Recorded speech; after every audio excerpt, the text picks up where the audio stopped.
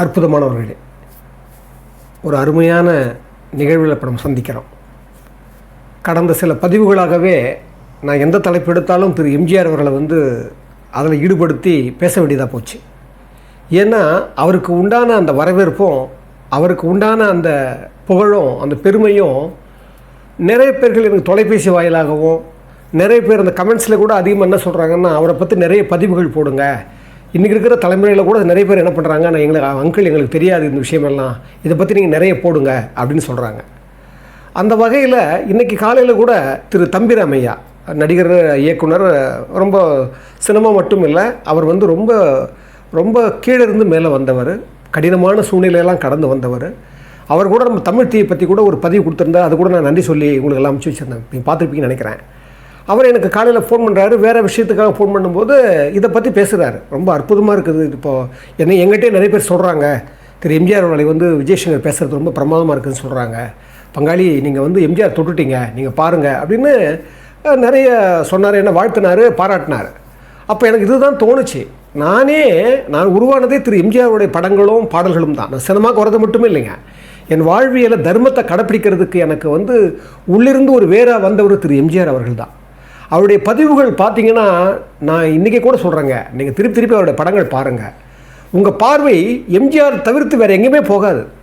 நான் நிறைய நினைப்பேன், நீங்கள் எம்ஜிஆர் படங்களில் ஒரு குழு நடனம் இருந்ததுன்னா எங்கோ அரிதாக தான் இருக்கும், அது ரொம்ப முக்கியம் காரணம் இருந்தால் தான் வைப்பார். இல்லைன்னா டூயட்டுன்னு சொன்னாவே 2 பேர் தான், கதாநாயகன் கதாநாயகி தான். ஆனால் அதுக்கப்புறம் பார்த்தீங்கன்னா உங்களுக்கே தெரியும், நிறைய கிண்டல் அடித்து பார்த்தீங்கன்னா ஜோடியாக ஆடுவாங்க, நிறைய பேர் ஆடுவாங்க. அதில் என்ன ஒரு ப்ளஸ் இருக்குன்னா, அதை என்ன நமக்கு கண்ணுக்கு தெரியாத ஒரு தர்மம் இருக்குன்னா, அந்த நடிகர்களும் நடிகைகளும் இருக்காங்க இல்லையா, அவங்களுக்கெல்லாம் ஒரு வாழ்க்கை இருக்குது, அந்த வாழ்க்கைக்கு அது ஏதுவாக இருக்குது. அதனால் நம்ம இழக்கூடாது. ஆனால் ஏன் அப்படி எம்ஜிஆர் வச்சாருன்னு பார்த்தா, அந்த கண்கள் அவரை விட்டு நீங்கவே நீங்காதுங்க. அந்த வகையில் திரு எம்ஜிஆர் அவர்களை பற்றி இன்றைக்கி நான் யோசிக்கும் போது ஒரு முக்கியமான ஒரு குறிப்போடு தான் பேசணும்னு நினச்சேன்.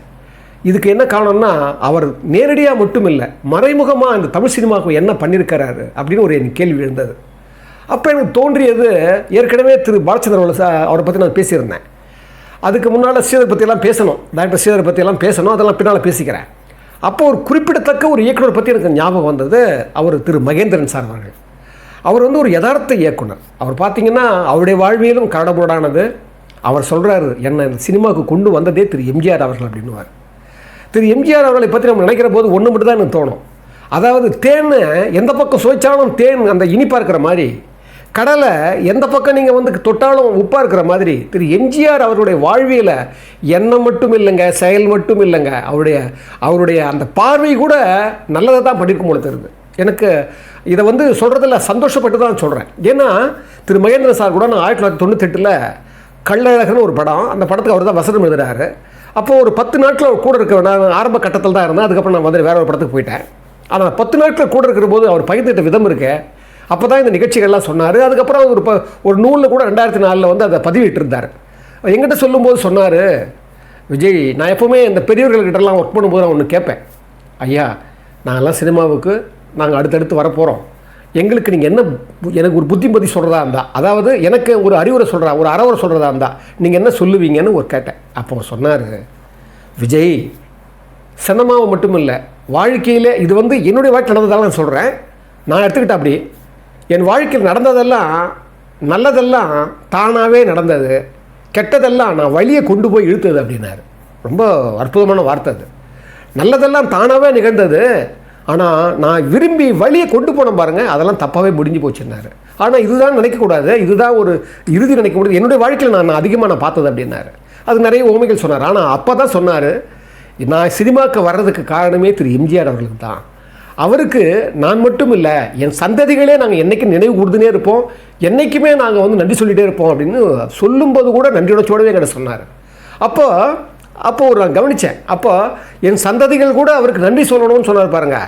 அவர் சந்ததின்னு அவர் குடும்பம் மட்டும் இல்லை, அவர் வழியாக வந்த சமூக சந்ததிகள் மட்டும் இல்லைங்க, திரை உலகத்தில் இருக்கிற என்னை போன்றவர்கள் அவரோட வழி வந்தோம் இல்லையா, நாங்கள்லாம் கூட அந்த அமரருக்கு நன்றி சொல்லிட்டு தான் இருக்கணும். ஏன்னா ஒரு மகேந்திரன் அப்படிங்கிற ஒரு இயக்குனர் பற்றி உங்களுக்கு தெரிஞ்சுக்கணும்.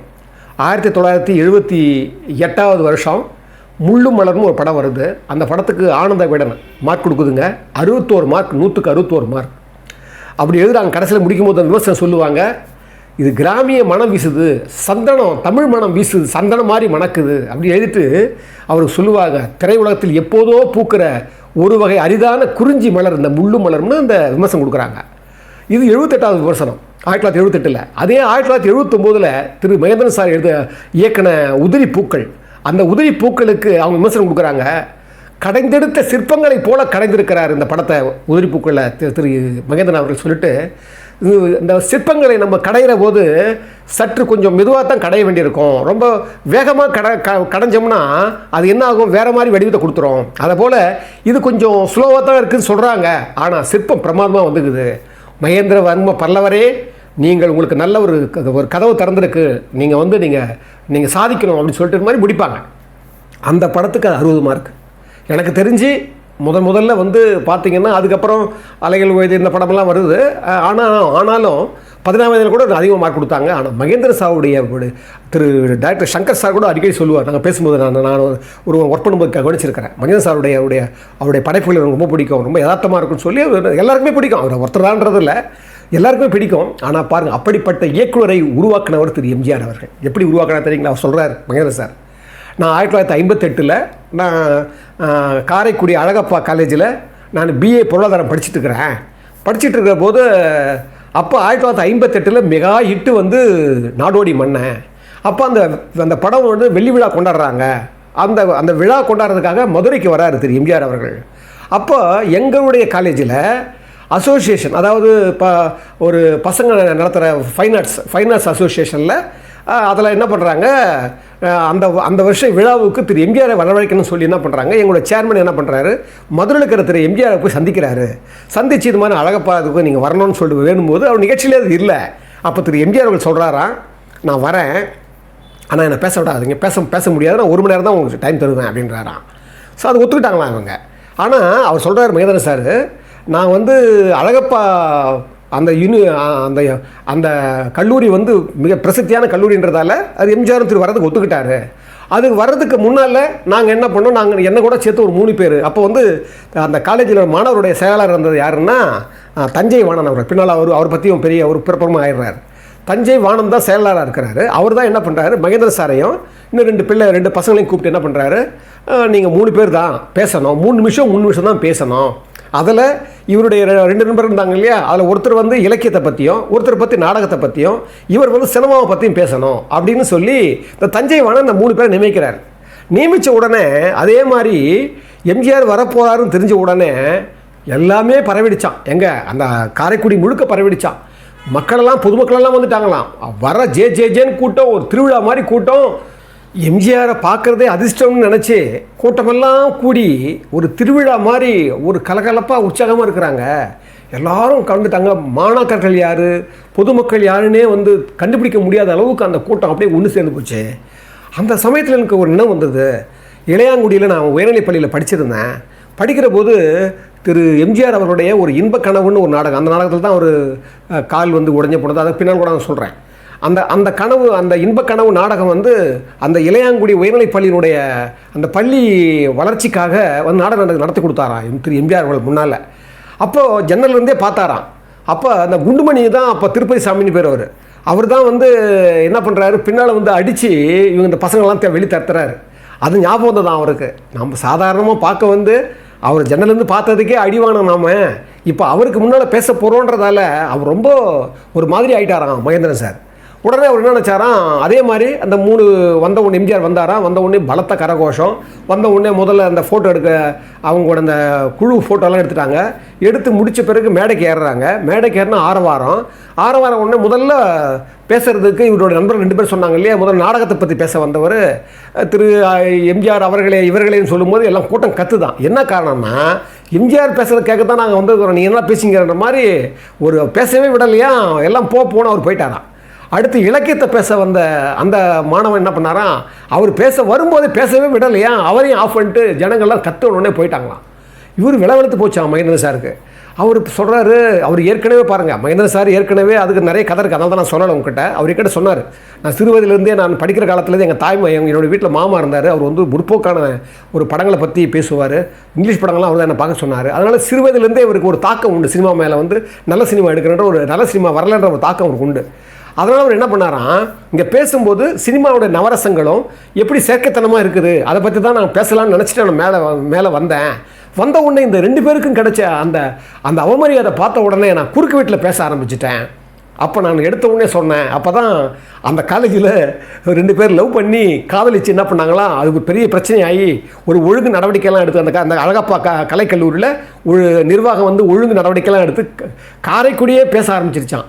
அந்த விஷயம் ஞாபகம் தான் அவருக்கு, மகேந்திரன் சாருக்கு. உடனே ஒரு என்ன பண்ண குறுக்கு விட்டுல எங்கள் காரைக்குடி அழகப்பா கலைக்கல்லூரியில் காதலிச்சு அது பிரச்சனையாகி இங்கே வந்து காரைக்குடியே வந்து அல்லோலப்படுது, அது வந்து எல்லாருக்கும் தெரிஞ்சு பண்ணுறாங்க. ஆனால் பாருங்கள், அவர் நம்ம இங்கே வந்து அமர்ந்திருக்கிற விருந்தினர் இவர் வந்து பாருங்கள், படத்தில் ஒரு டூயட் இல்லை 3 டூயட் வைக்கிறாரு. அது மட்டும் இல்லை 3 டூயட்டும் பாடி எந்த பிரின்ஸ்பாலும் வந்து அவங்க வந்து தடை பண்ணுறதில்ல, ஏன் பார்வையாளரே கை தட்டுறாங்க, அவரை யாரும் தப்பு சொல்கிறதில்ல, குறை சொல்கிறதில்லன்னு சொன்ன உடனே அப்படியே எல்லாம் கை தட்டுறாங்களாம். அதாவது இவர் சொன்ன உடனே பாருங்கள், இப்படி ஆரம்பிக்கிறாராம், கை தட்டுறாங்களாம். கை தட்டும்போது திரும்பி பார்க்குறாராம், பார்த்தா எம்ஜிஆர் அப்போ என்ன பண்ணியிருந்தாராம், அந்த ஆட்டோகிராஃப் போடுறதுக்காக கையெழுத்து போடுறதுக்காக புத்தகம்லாம் வச்சுருந்தாங்களாம். அப்போ இவர் பேசும்போதே போட்டிருந்தவர் என்னடா கை தட்டாங்கன்னு எப்படி பார்த்தாராம் பாருங்கள். பார்த்த உடனே இவர் பேச இவர் வந்து இவருக்கு ஒரு கான்சியஸ் இவருக்கு வந்துருச்சு, இவருக்கு மகேந்திரன் சாருக்கு இன்னும் சுவாரஸ்யம் பேச ஆரம்பிச்சிட்டாராம். அவருடைய படங்களில் வந்து எப்படி இருக்குது, இன்றைக்கி இருக்கிற தமிழ் சினிமா எப்படி இருக்குதுன்னு சொன்ன உடனே இவர் பேச எம்ஜிஆர் என்ன பண்ணாராம், அப்படியே ஜனங்க கைத்தட்ட இவர் கையை தூக்கி மேலே தட்ட ஆரம்பிச்சிட்டாராம். மேலே தட்டி கையை தட்டின உடனே இவர் இன்னும் சுவாரஸ்யமாக 3 நிமிஷம் பேச வந்தவர் 45 நிமிஷம் பேசினாராம் திரு மகேந்திரன் சார். அப்படி பேசின உடனே எழுந்து கை தட்டினாராம் எம்ஜிஆர் அவர்கள். கை தட்டின உடனே ஜனங்களெல்லாம் இவர் வந்து நிறைய வந்து என்ன பண்ணியிருக்கிறாரு, விமர்சனம் பண்ணியிருக்கிறார். இன்றைக்கி இருக்கிற சினிமா வந்து ரொம்ப செயற்கையாக இருக்குது, நீங்கள் ஆங்கில படங்களெல்லாம் யதார்த்தமாக இருக்குது அப்படின்னு சொல்லி அவர் என்ன பண்ணியிருக்கிறாரு. இதெல்லாம் பேச என்ன பண்ணியிருக்காரு எம்ஜிஆர் பாருங்கள். உடனே அந்த பேசும்போதே முடிக்கிறதுக்கு முன்னாலே அதிகமாக டைம் ஆகுதுன்னு சொன்ன உடனே அந்த பிரின்சிபால் அலெக்சாண்டர் யாரோ போய் சொன்னார். அந்த அலெக்சாண்டர்ன்ற அவர் என்ன சொல்கிறாரு, அவர் சைன் பண்ணுறாராம், சீக்கிரம் போதும் பிடிச்சிக்கோன்னு சொல்லி. ஆனால் அவரை மறிக்கிறாராம் திரு எம்ஜிஆர், இல்லை நீங்கள் பேச விடுங்க அவரை அப்படின்னு. 45 நிமிஷம் பேசின உடனே எல்லாம் கைத்தட்டாங்களாம். எம்ஜிஆர் எழுந்து கைத்தட்டினாராம். போன மகேந்திரன் சாரை வந்து கையை பிடிச்சி இழுத்து கிட்ட கூப்பிட்டு பேப்பர் இருக்கான்னு கேட்டாராம். உடனே பார்த்தா அங்கே அவருக்கு புரியலையா எது கேட்குறாருன்னு. அங்கே அவருடைய ஃபைன் ஆர்ட்ஸுடைய லெட்டர் இருந்து பாருங்கள், அது மேடையில் இருந்து தான் அதை வந்து அப்படி எடுத்து கொடுத்தாராம் திரு மகேந்திரன் சார். உடனே அதில் வந்து நல்ல பேச்சு, அற்புதமான பேச்சுன்னு சொல்லி இவர் வந்து ஒரு வன்மையான ஒரு நகைச்சுவை கலந்த ஒரு பேச்சு, இது ஒரு பெரிய விமர்சகர் ஆகிறதுக்கு தகுதி உடையவர் இவர்னு சொல்லி கைப்பட அந்த கடிதம் ஒரு மாதிரி ஒரு எழுதி அந்த 11வது மாதம் 1958 அந்த வருஷம் வந்து அந்த போட்டு அவர் எழுதி கையில் கொடுத்தாராம். அதை கொடுத்த பிறகு அப்படியே எல்லாம் போயிட்டாங்களாம். போன பிறகு எம்ஜிஆர் போயிட்டாராம், பேசலையா. ஆனால் அவர் சொல்கிறார் மகேந்திரன் சார், அந்த நிகழ்ச்சிக்கு அப்புறம் அவர் கையெழுத்து போட்டு கொடுத்து எனக்கு வாழ்த்தி கொடுத்தாரு பாருங்க, அந்த கடிதம் என் கைக்கு திரும்பி வர்றதுக்கு 1 மாதம் ஆச்சு. ஏன்னா என் நண்பர்களெல்லாம் வந்து அவங்கெல்லாம் திருப்பி அந்த கடிதத்தை வந்து பார்த்துட்டு 1 மாதம் பொறுத்து தான் கொடுத்தாங்க. இப்படித்தான் என்னுடைய முதல் திரு எம்ஜிஆர் அவர்களால் கவனிக்கப்பட்டு, எம்ஜிஆர் அவர்களால் வந்து முதல்ல வந்து ஈர்க்கப்பட்டு என்னுடைய முதல் வித்து அங்கே தான் விழுந்தது. இது எந்த அளவுக்கு பின்னால் போச்சு பாருங்கள், என்னை கொண்டு போச்சு பாருங்கன்னு சொல்லி அவர் அடுத்தடுத்து சொல்கிறார். பாருங்கள், இதை நான் அடுத்த பகுதியை சொல்கிறேன், ஏன்னா அது பெரிய பகுதி, அதனால் நான் சொல்கிறேன். பாருங்கள், திரு எம்ஜிஆர் அவர்கள் நேரடியாக கலையை வளர்க்குறார், நேரடியாக நமக்கு உபதேசம் பண்ணுறார், நேரடியாக சொல்கிறார், பாட்டுகளில் சொல்கிறார், காட்சிகளில் சொல்கிறார், புது வாழ்க்கையை சொல்கிறார். ஆனால் பாருங்கள், ஒரு மாணவன் ஒரு 3 நிமிடம் கொடுத்த மாணவன் 45 நிமிஷம் பேசும்போது பின்னாலெல்லாம் அவருடைய வாழ்வில் சொன்னார் பாருங்கள். அவர் எந்தெந்த நிகழ்வுகளெல்லாம் வந்தார், எப்படி அவர் வந்து கொண்டு போனார், எப்படி அசிஸ்டன்ட் டைரக்டர் ஆக்கினார், எப்படி வந்து அவர் வந்து தூண்டினார், அதெல்லாம் வந்து பின்னால் அவர் சொல்லும்போது அவரே வந்து விமர்சனம் எழுதுறாரு. பின்னால் யார், உலகம் சுற்று வாலிபம் படத்துக்கு இவர் வந்து துக்ளக்கில் இருக்கிறார் அப்போ உதவி ஆசிரியராக. அப்போ அவருக்கு ஆப்போசிட்டாக எழுதுறாரு. அதை கூட ரொம்ப வருத்தப்பட்டு திரு மகேந்திரன் சார் சொல்கிறார், நான் வந்து நன்றி கெட்டத்தனம் பண்ணினா, இல்லை சிறுபிள்ளைத்தனமானதா, இல்லை எனக்கு நன்றி உணர்ச்சி இல்லையான்னு சொல்லி ரொம்ப வருத்தப்படுறார். இந்த பதிவெல்லாம் அடுத்த பகுதியில் பார்க்கலாம். ஆனால் நான் என்ன சொல்ல வந்தேன் பாருங்கள், ஒரு மேதமையால் எவ்வளோ பெரிய பரிபக்குவமான ஒரு மனப்பக்குவம் அவருக்கு இருந்திருந்தா, ஒரு சாதாரணமாக அங்கே போயிட்டு அவன் பேச மாட்டேன்னு சொன்ன ஒரு இடத்துல கூட போய் ஒரு மாணவன் பேசுகிறான், அதுவும் நான் நடிக்கிற சினிமாவையே வந்து விமர்சனம் பண்ணி பேசுகிறான், தன்னுடைய நடிக்கிற சினிமாவையே வந்து ஒரு வஞ்சி புகழ்ச்சி மாதிரி பேசுகிறான்.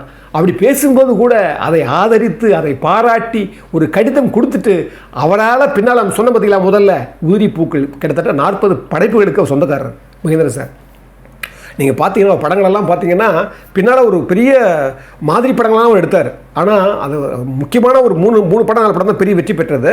மிச்சமெல்லாம் பெரிய வெற்றி பெற்றது. அதை பற்றிலாம் பின்னால் அடுத்த பக்கம் சொல்கிறேன். ஆனால் இதுக்கு நான் சொல்ல வரேன்னா, தான் நேரடியாக கொடுக்கறது வள்ளல்னு தன்மையான வெறும் பணம் கொடுக்குறதோ வெறும் புகழை கொடுக்குறதோ இல்லை எதை ஒன்றா கொடுக்கலாம். ஆனால் கலையை வளர்ப்பதற்காக 1958 அவர் பாருங்கள், ஒரு கலை பரிமாணம் எந்த அளவுக்கு விரிவடைந்திருந்தால் தன்னுடைய அப்போ தான் மன்னர் படம் தான் எடுத்துங்கிறார். ஒரு சமூக படங்களை சார்ந்த ஒரு விஷயம் வரலன்னு ஒரு மாணவன் சொல்லும்போது விமர்சிக்கிற போது கொஞ்சம் கூட கோபப்படாமல் உண்மையாகவே அவர் சொல்லும்போது அந்த நன்றி உணர்ச்சி இருந்தது. அவருடைய அதே எழுத்தை நான் படித்தேன் புத்தகத்தில், அப்போவும் அந்த நன்றி உணர்ச்சி அதில் இருந்தது. பாருங்கள் அந்த அளவுக்கு. ஏன்னா அவருடைய படங்கள் வந்து ஒரு இயக்குன படங்கள் தான் 4 படம் பெருசாக போச்சு, மிச்ச படம் போலே தவிர அவர் கதவாசனம் எழுதின படம்லாம் பெரிய பெரிய ஹிட்டு. அப்போ தங்கப்பதக்கம் அது நிறைய கிடையாது, ரிஷி மூலம் நிறைய படங்கள் இருக்குது. அதை நான் அடுத்த பதிவில் சொல்கிறேன். ஏன்னா ஒரு வரம்பற்ற சக்தி படைத்தவர் திரு மகேந்திரன் சார் அவர்கள். ஆனால் அவர் கடைசியில் அவர் வந்து சொல்லும்போது அந்த நேரடியாக நான் கவனித்தேன். அப்போ தான் தெரிஞ்சது திரு எம்ஜிஆர் அவர்களை வந்து இவர்களெல்லாம் வந்து கூட இருந்து பழகி அப்படித்தான் அவங்கெல்லாம் பார்த்து நன்றி உணர்ச்சியாக இருக்காங்க. பார்க்காத எத்தனை பேர் நன்றி உணர்ச்சியோடு இருக்கிறாங்க. எனக்கெல்லாம் வர கமெண்ட்ஸில் நிறைய பேர்கள், மதுரையிலேருந்து ஒரு பரமசிவம்னு ஒரு அன்பர் என்ன உருகிறாரு. இங்கே பார்த்தீங்கன்னா டில்லின்னு ஒருத்தர் திருத்தணிக்கு பக்கத்தில் உருகிறாரு. இங்கே பார்த்தீங்கன்னா துரைசாமி ஐயான்னு ஒருத்தர் போஸ்ட் மாஸ்டர் இருந்திருக்கிறாரு கோயம்புத்தூரில், அவர் பேசுகிறாரு. அதே மாதிரி ஸ்ரீதர்லால்னு பெங்களூரில் இருந்து அவர் ஒருத்தர். அது மாதிரி நிறைய பேர்கள் தன்னை அறிவுப்படுத்திக்கிட்டு அதில் ஒரு கோபின்னு ஒருத்தர் பைத்தியக்காரராக இருக்கார். அவர் அந்த கோபின்னு ஒரு கமெண்ட்ஸில் திரு எம்ஜிஆரை பற்றி ஒரு சின்ன விஷயம் தப்பாக சொன்னால் கூட உடனே ஒரு கோபம் வந்துடுது. அப்படி ஒரு கமெண்ட்ஸை போடுறாரு. அப்போ தான் நினச்சேன், ஒரு மனிதன் அவர் வாழ்ந்தானே சொல்ல முடியாது, வாழ்ந்து கொண்டிருக்கிறாருன்னு சொல்ல முடியும். அவர் வந்து என்றைக்கு மறைவதே கிடையாது. நான் ஒரு சமீபத்தில் ஒரு போன வருஷம் பார்த்தேன், ஒரு பெரிய அவருடைய நினைவு நாள். அப்போ ஒருத்தர் சாதாரணமாக இருக்கிறார், தலைவா உன்னை மறந்தால் தானே நினைப்பதற்கு. பாருங்கள், நினைவு நாளில் எழுதுகிறாரு, தலைவா உன்னை மறந்தால் தானே நினைப்பதற்கு. 2 வரி தான். அப்போ தான் நினச்சேன், ஒரு உலகத்தில் நான் போன பதிவுக்கு முன்பதிவில் வாழ்க்கை திருவள்ளுவர் சொன்னால் இதில் வேறு பதிவு சொல்லி நினைக்கிறேன். பைஸ்கல் சொல்லுவார், ஒவ்வொரு நூற்றாண்டிலும் ஒரு 3 நல்ல மனிதர்கள் தான் தோன்றுகிறார்கள், நல்ல தலைவர்கள் தான் தோன்றுகிறார்கள் சொல்லுவாங்க. அந்த 3 மனிதரில் ஒரு நூற்றாண்டில் ஒரு பெரிய மனிதர் திரு எம்ஜிஆர் அவர்கள். அவரை பற்றி அவர் எப்படியெல்லாம், இது மட்டும் இல்லை, மகேந்திரன் சாருக்கு பின்னால் எப்படியெல்லாம் கொண்டாந்தார். இந்த இடம் தான் முடிஞ்சு போல அவர். அதுக்கப்புறமும் திருப்பி அவர் தான் வந்து கொண்டாந்து மறுபடியும் இழுத்து வந்து கொண்டு வந்து கொஞ்சம் கொஞ்சமாக ஆரம்பித்து கொண்டு வந்துடுறார். அப்போனா அவருடைய உண்மையான அந்த கலை பரிமாணத்தையும் அந்த கலைத்தன்மையையும் அந்த உள்ளத்தினுடைய கலைத்தன்மையையும் அந்த வெளிப்பாட்டையும் சொல்கிறதுக்கு சொல்ல வந்துகிட்டே இருக்குதுங்க. இதை அடுத்த பாகத்தில் மீதியை நம்ம சொல்லலாம். இன்னொரு முக்கியமான விஷயம், ரொம்ப முக்கியமான விஷயம் சொல்ல மறந்துட்டேன்.